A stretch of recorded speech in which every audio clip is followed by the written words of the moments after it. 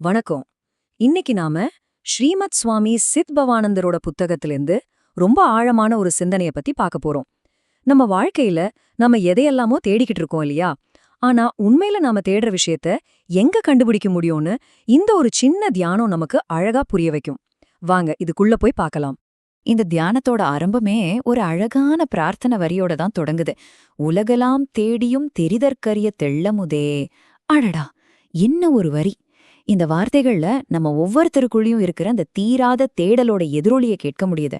நம்ம எல்லாருமே விலை மதிக்க முடியாத எதையோ ஒன்ன இடைவிடாம தேடிக்கிட்டே தானே இருக்கோம். அந்த பிரார்த்தனை வரி நம்மள ஒரு முக்கியமான கேள்விக்கு கூட்டிட்டு போகுது. நாம தேடுறோம், சரிதான். ஆனா எங்க தேடுகிறோம்? நம்ம அன்றாட வாழ்க்கையில நம்ம ஆசைகளுக்காக, நம்ம இலக்குகளுக்காக நம்ம சரியான இடத்துலயா தேடிட்டு இருக்கிறோம்? இந்த கேள்விதான் இன்னைக்கு நாம பார்க்க போற முழு விஷயத்தோட மையம். சரி, வாங்க நம்ம தேடலோட ஆரம்ப புள்ளிக்கு போலாம். எந்த ஒரு பொருளையும் அதுக்கான இடத்துல தேடுறது தான் புத்திசாலித்தனம், இல்லையா? இந்த ஒரு ரொம்ப சிம்பிளான உண்மைய அடிப்படையா வச்சுதான் சுவாமி சித்பவானந்தர் தன்னோட போதனைய நமக்கு விளக்குறார். இப்போ நாம இந்த போதனையோட ஒரு முக்கியமான பகுதிக்கு வந்திருக்கோம். சுவாமிஜி என்ன பண்றாருன்னா, ஒரு மனுஷனோட 3 அடிப்படை தேடல்களையும் அது ஒவ்வொன்னையும் எங்க கண்டுபிடிக்கணும்னு சரியான இடங்களையும் ரொம்ப அழகா பிரிச்சு காட்டுறாரு. நம்ம மனசுல இருக்கிற பல குழப்பங்களுக்கு இது ஒரு சூப்பரான வழிகாட்டி மாதிரி. அதுல முதல் தேடல் பலம், அதாவது உடம்புல இருக்கிற தெம்பு.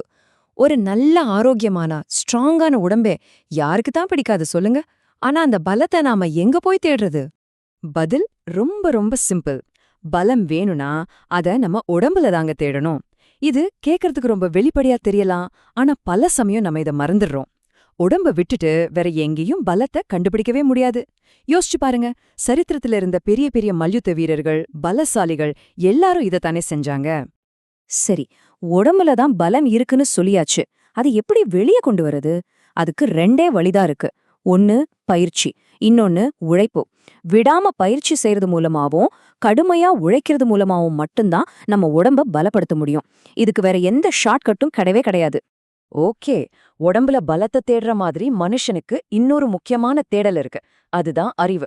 இப்போ நம்ம கவனம் உடம்புல இருந்து மூளைக்கு, அதாவது அறிவு இருக்கிற தலத்துக்கு மாறுது. அறிவையும் ஞானத்தையும் தேடுறதும் கூட மனுஷனோட ஒரு அடிப்படை குணம் இல்லையா? பழத்துக்கு உடம்பு எப்படி சரியான இடமோ அதே மாதிரி அறிவுக்கு சரியான இடம் நம்மளோட அறிவுதான், நம்ம மனசுதான். அறிவை வளர்த்துக்கணும்னா நம்ம அறிவையே திரும்ப திரும்ப பயன்படுத்தணும். பாருங்க, புத்தகத்துல அறிவு இருக்கலாம், வாத்தியார்கிட்ட இருக்கலாம், ஆனா அதை உள்வாங்கி தெளிவுபடுத்திக்கிறது நம்ம மனசுல தான் நடக்குது. சுவாமிஜி இதுக்கு தீட்டுதல் அப்படின்னு ஒரு அருமையான வார்த்தைய பயன்படுத்துறார். ஒரு கத்திய தீட்ட தீட்ட அது எப்படி ஷார்ப் ஆகுதோ அதே மாதிரி நம்ம அறிவை பயன்படுத்த பயன்படுத்த அதை தீட்டிக்கொண்டே இருந்தா அது இன்னும் தெளிவாகும், கூர்மையாகும் சொல்றார். அறிவோட வளர்ச்சியை இதை விட அழகா சொல்ல முடியாது. இப்போ நாம உடம்பு, அறிவு இதையெல்லாம் தாண்டி ரொம்ப ஆழமான, ரொம்ப ரொம்ப முக்கியமான 3வது தேடலுக்கு வரும். அதுதான் பேரமைதி, மன அமைதி, நிம்மதி. நம்ம வாழ்க்கையில நம்ம எல்லாருமே ஏங்கிக்கிட்டு இருக்கிற ஒரு விஷயம் இதுதானே.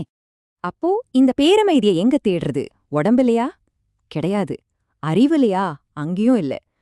பேரமைதிய நாம நம்ம உள்ளத்துக்குள்ளதான் தேடணும். அது வெளியேந்து வர்ற ஒரு பொருள் இல்ல, அது நமக்குள்ளேயே இருக்கிற ஒரு புதையல் மாதிரி. இப்போ இந்த 3 உதாரணத்தையும் ஒன்னா சேர்த்து பாருங்க, நமக்கு ஒரு முழு படமும் கிடைக்கும். நம்ம ஆரம்பத்துல பார்த்தோமே அந்த பிரார்த்தனையில தெள்ளமுதுன்னு ஒரு வார்த்தை. அந்த தெளிந்த அமுதம் வேற எங்கேயும் இல்ல, அது நமக்கு உள்ளதான் இருக்குன்னு இப்போ ரொம்ப தெளிவா புரியுது. ஆக இதுல இருந்து நாம கத்துக்க வேண்டிய முக்கியமான பாடம் இதுதான். ஒவ்வொன்னும் எங்க இருக்கோ அந்த இடத்த தெரிஞ்ச அங்க தேடுறதுதான் புத்திசாலிங்க செய்யற வேலை. சிம்பிளா சொல்லணும்னா, பலத்தை உடம்புலயும், அறிவுலயும், பேரமைதிய உள்ளத்திலயும் தேடுறதுதான் உண்மையான ஞானம். இந்த போதனைய மனசுல வச்சுக்கிட்டு இப்போ நீங்க உங்களையே ஒரு கேள்வி கேட்டுக்கோங்க. நீங்க தேடிக்கிட்டு இருக்கிற அந்த பேரமைதி எங்க இருக்கு? நீங்க அதை சரியான இடத்துலயா தேடிட்டு இருக்கீங்களா? ஒரு நிமிஷம் அமைதியா யோசிச்சு பாருங்க. கடைசியா சுந்தரரோட இந்த அற்புதமான வரியோடு முடிக்கலாம். எந்த அருளால் நீ என் மனத்தில் உன்னை வைத்தாய், அதனால் நான் உன்னை மறவாமல் நினைக்கிறேன் அப்படின்னு சொல்றார். இது தேடலோட முடிவை காட்டுது.